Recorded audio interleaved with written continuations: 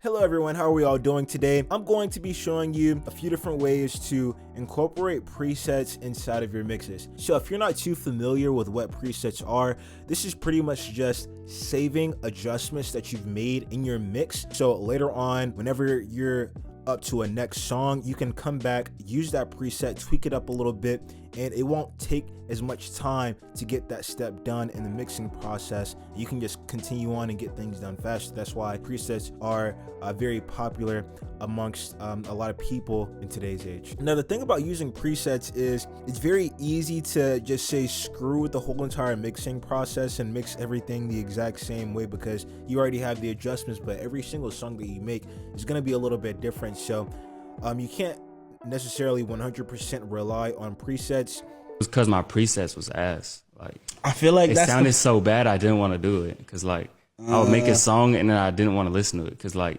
the presets and everything just didn't sound good.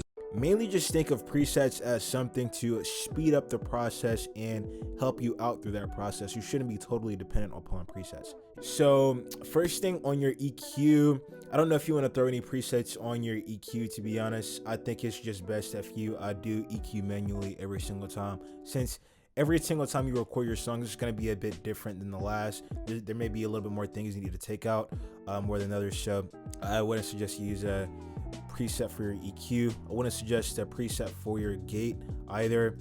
Preset for your exciter, I probably suggest doing that.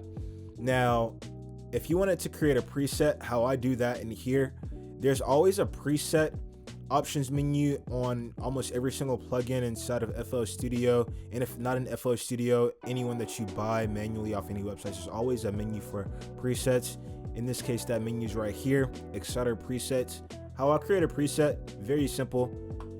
Create a new one like that, new preset. What I'm gonna do is I'm just gonna type this in here. I'm just gonna type something in here. I'm just gonna type something random in here, right?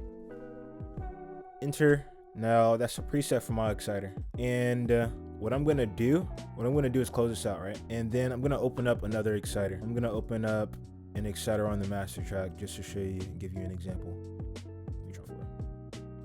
So open up an exciter. Now what I'm gonna do is choose the preset that I just made.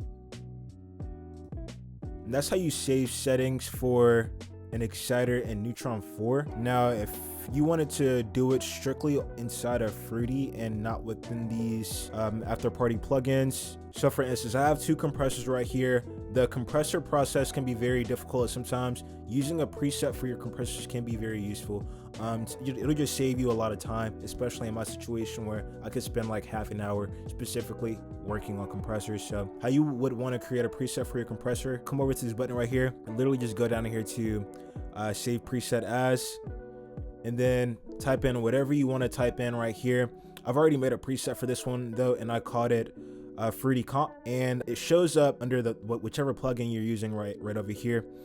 And what you can do now, I can actually delete that, and guess what, I can come over here to this compressor,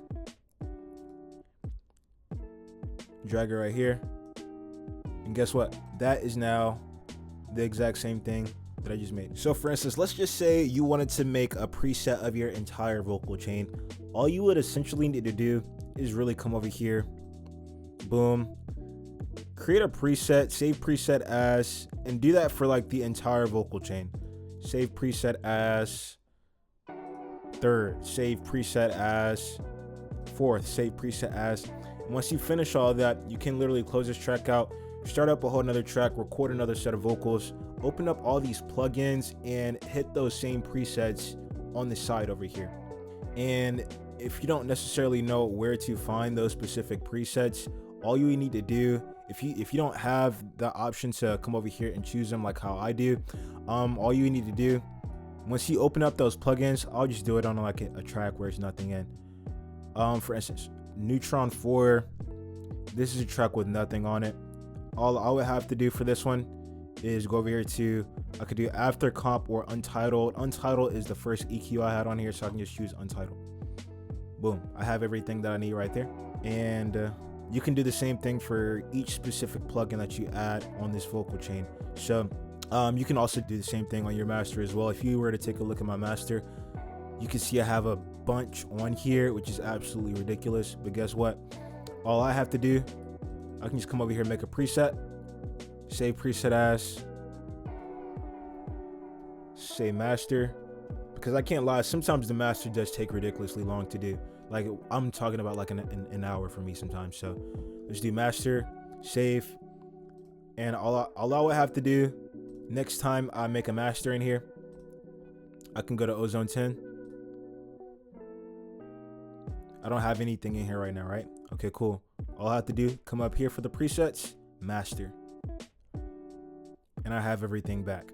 Very simple, very easy to use. But anyways, just like how I said earlier, make sure you're not too reliant on these presets. You want to still make sure that you know what you're doing within each of these plugins. You want to actually make sure you're making the proper adjustments to even throw presets on there in the first place. But I can admit, when you use presets and incorporate that into your mixing process, it does make everything a lot easier for you. Everything takes a little bit less time.